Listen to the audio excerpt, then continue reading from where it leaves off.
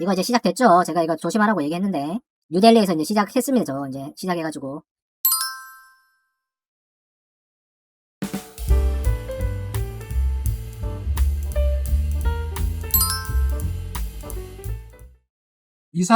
에릭디님 반갑습니다. 이삭 엔지니어링 뭐 어떤 이유로 매수를 하셨나요? 이게 대부분의 사람들이 좀 단편적으로 보는 게 많은데, 단편적으로 보면 안 돼요. 재무적인 부분이나 뭐 여러 가지들. 기간을 갖다 좀 넉넉하게 보셔야 되고, 만약에 저한테 이걸 살 거냐 그러면은 저는 안 살 것 같은 느낌인데. 뭐 여러 가지에 대해서 뭐 깰 만한 이야기가 많겠죠. 스마트 팩토리 솔루션. 뭐 이런 섹터 부분은 나쁘지 않겠죠. 스마트 팩토리 솔루션. GNS로부터 뭐 이렇게 하드웨어를 매입하고 이제 결합해서 판다.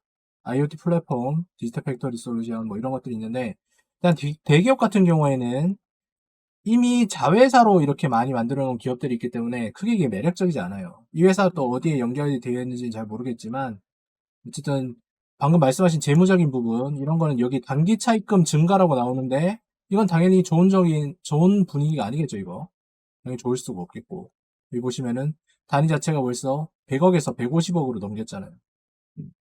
원재료를 원하는 수급을 위해서 뭐 운영사 확보한다 이렇게 되는 거면은 크게 재무적이나 뭐 여러 가지 부분에 대해서 생각보다 좋지는 않다라고 생각하시면 돼요.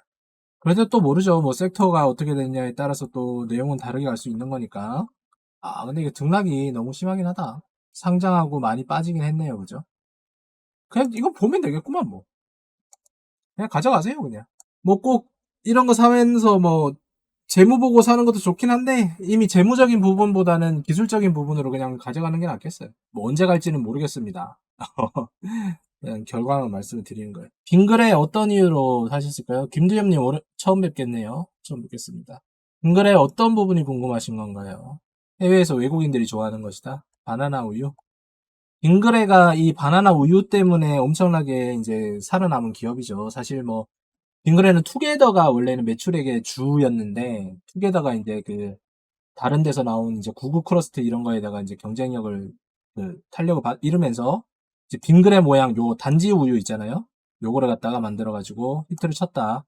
근데 요 단지 우유 만드는 이 기계를 갖다가 독일에서 사가지고 와가지고 지금 이 독일 회사가 이제 망했어요. 그래가지고 이거 기계 고장 나면 이제 아작이 난다. 그거는 여담입니다.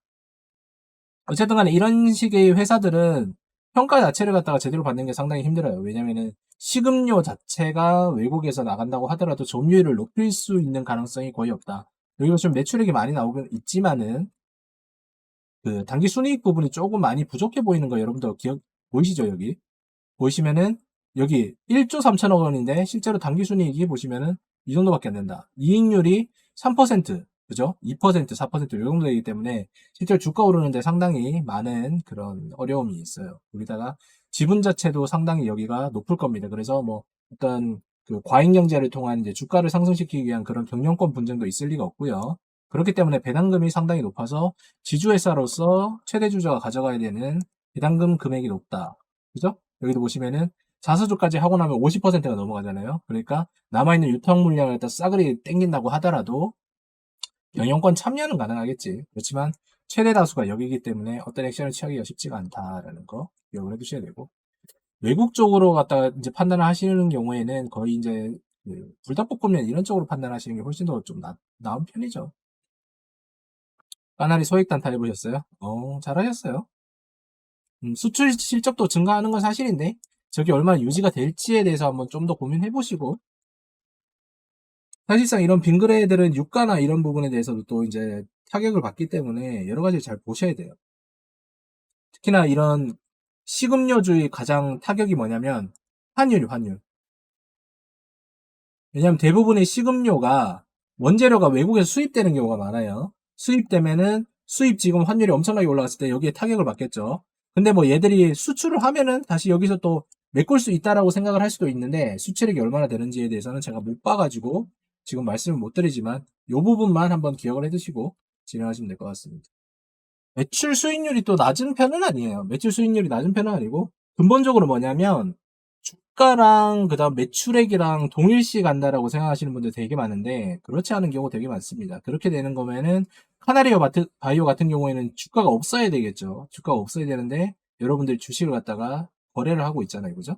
거기뿐만 아니라 뭐 웰바이오텍이나 여러 가지 회사들, 적자인 회사들도 사라져야 됨이 마땅함에도 불구하고 여전히 이제 행사를 하고 있다는 거는 뭐 그런 부분이 이해가 되는 부분이겠죠.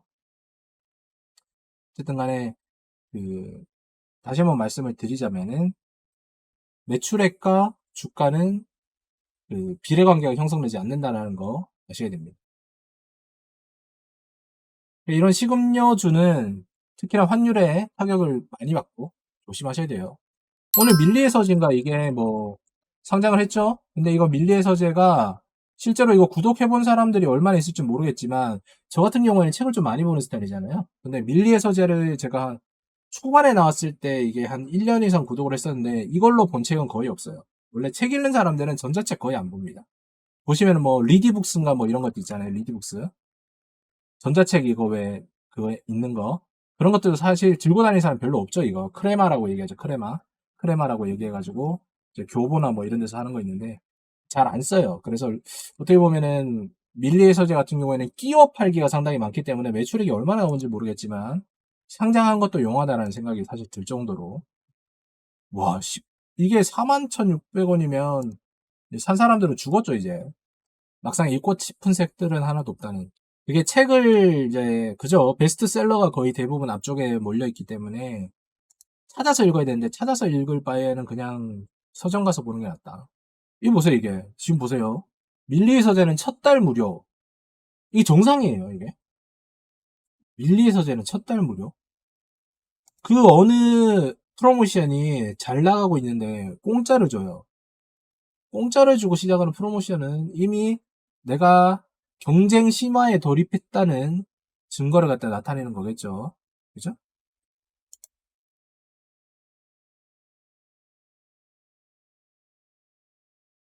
그래 전년도에 매출이 좀 나긴 했는데 이거는 뭐 재무제표를 좀 봐야 되긴 하겠지만 부채 비율이나 이런 거 보면 이거는 지금 상장 안 했으면 이제 골로 가는 쪽으로 가는 거겠죠. 그죠? 상장 안 했으면 골로 가는 거겠죠. 유튜브 프리미엄도 첫 달 무료 했었어요. 그거 틱톡 때문에 한 거잖아요. 모르세요? 유튜브가 틱톡 때문에 프리미엄 첫 달 무료 했던 거예요.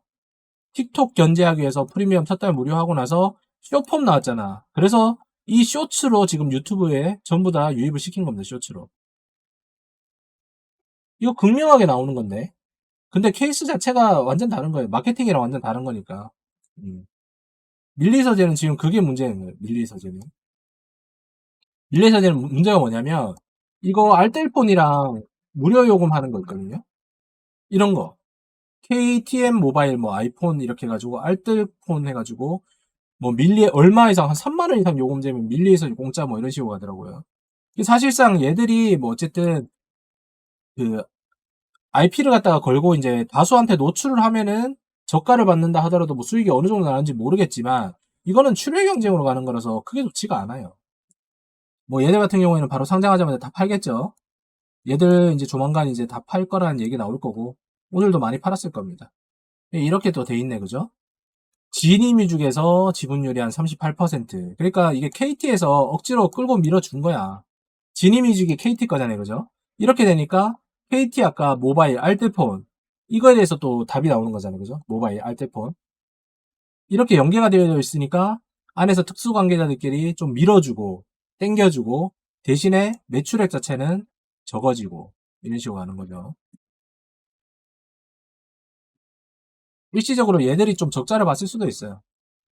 프로모션 해주면서 지니뮤직 이런 쪽에서 KT나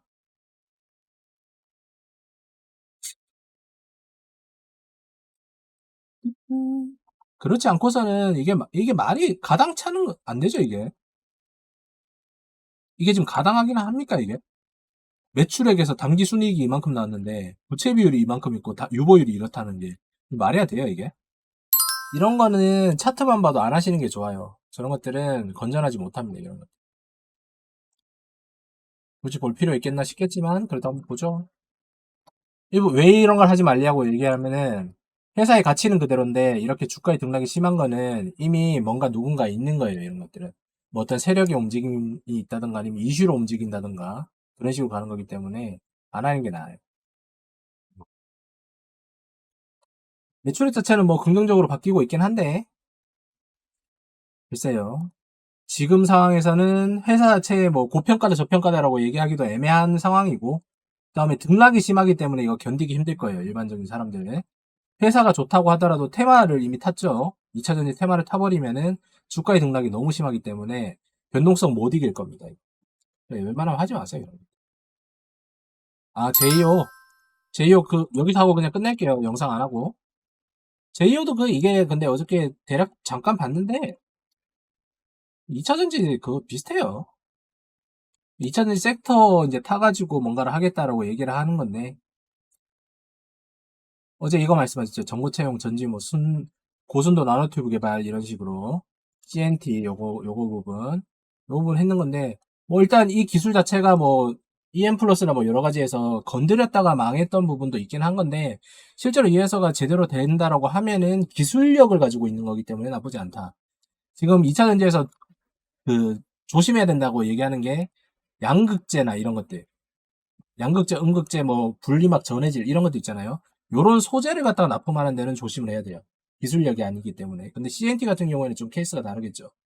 그래서 요거는 주가랑 상관없이 좀 추적을 해보시는 게 낫다.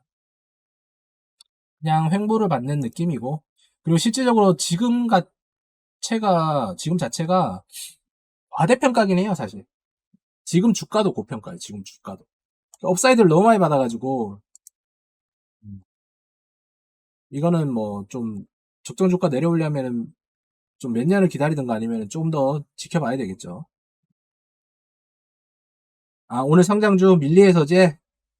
밀리해서제가 좀 바뀔 수 있지. 대주주 지분율을 어떻게 이해해야 되는지 궁금합니다. 어느 정도 지분율이면 건전한 회사인지 어느 정도면 펌핑이 잘 된다든지.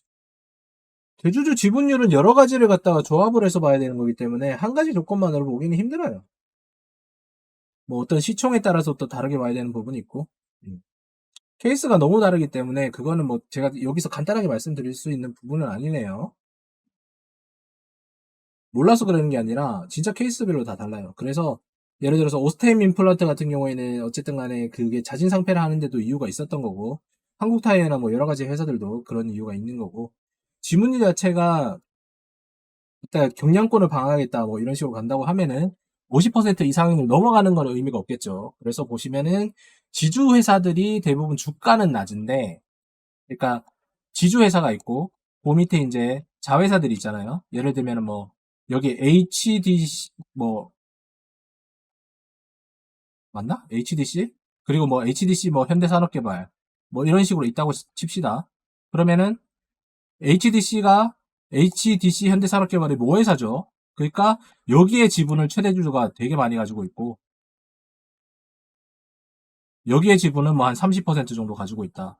그리고 여기서 로열티를 엄청나게 많이 받아가고 있다. 뭐 이런 식으로 모든 회사들이 자회사들이 자회사의 지분을 갖다가 다 연관적으로 가지고 있는 뭐 그런 식으로 상당히 복잡한 거예요, 이게. 단순하게 말씀드릴 수 있는 부분은 아니에요. 실적도 좋고 타법인 지분 가치가 2,600억인데 시총이 2,200억이네요. 아, 뭐 시총이 2,200억이다. 그러면은 뭐 타법인 지분 가치가 높다고 생각하시면은 사도 되겠죠. 그 영풍 정밀이 회사가 나쁜 게 아니라 등락을 못 견딘다라고 말씀드립니다. 등락. 아유, 감사합니다. 제가 뭐 틀리다고 말씀드린 건 아니에요. 퍽값이 고평가다. 퍽값이라는 거는 사실상 그 상대적인 척도가 되긴 한데 이거는 신빙성이 그렇게 있는 자료는 아니에요. 왜냐면 이거는 적자 전환이 돼버리면 퍽값이 마이너스로 가버리죠. 그래서 이거 비교 대상 평가가 안 되기 때문에 적자인 회사에 대해서는 그런 가치를 갖다가 반영을 하지를 못해요. 제가 저번에도 말씀을 드렸지만 최근에 우리가 그린 플러스라는 걸 갖다가 수익을 냈다라고 말씀드렸잖아요. 아덴즈 인베스트가 무조건 흑자, 뭐, 적자 아닌 것만 한다고 생각을 하시는데, 그렇지 않습니다. 적자인 회사도 분명히 해요. 근데 이걸 갖다 가치를 평가를 어떻게 하느냐에 대한 척도가 여러 가지가 있는 건데, 여러분들은 대부분 펄을 갖다가 생각을 하시니까, 부러지는 경우가 많다고 생각하시면 되겠죠. 퍼가 정말 간단한 거, 정말 간단. 그냥 나침반 같은 거예요, 나침반. 나침반이라 가지고 어디를 가든지 NS에 대한 거, 이거 틀려도 뭐 저한테 뭐라 하지 마세요. 너 이것도 모르냐 얘기하지 마세요. 하여튼 뭐 이거 나침반 이게 있잖아. 근데 이 나침반이 어디를 가도 북극과 남극은 이렇게 알려주죠. 근데 문제는 뭐냐면 이게 자기장이 많은 데 가면 이게 막 돌아버리잖아요. 그죠? 여러분들은 이걸 갖다가 맹신을 하고 있는 걸지도 몰라요. 어떻게 보면. 그래서 자기장이 좀 이렇게 있는 뭐 재무적인 부분이나 여러 가지 산업적인 요소가 틀어지는 부분이 오게 되면 이건 아무짝에도 쓸모없는 잣대가 된다라고 생각하시면 되는 거죠. 이거 이제 시작됐죠. 제가 이거 조심하라고 얘기했는데 뉴델리에서 이제 시작했습니다. 저 이제 시작해가지고 일단은 여기가 처음에 저한테 이제 시작을 했을 때가 셀피 글로벌 주주들한테 이제 그걸 받아가지고 시작하겠다 그래서 루트를 어느 쪽으로 했으면 좋겠냐라고 말씀하시더라고요, 차장님이. 근데 제가 여기 말고 시작을 하려면 슈센텍부터 해야 된다라고 얘기를 했었는데 어쨌든 지금 이거부터 나왔어요. 이거부터 나와서 아주 짧게 이렇게 남겨주셨습니다. 이게 10부로 이제 연재가 될 건데 한 11월 달까지는 진행이 될 것 같다고 말씀하시더라고요. 그래서 다음 회사 어느 쪽인지 모르겠는데 하여튼 뭐 기자님들한테 연락 오면은 자문하면서 진행하도록 하겠습니다.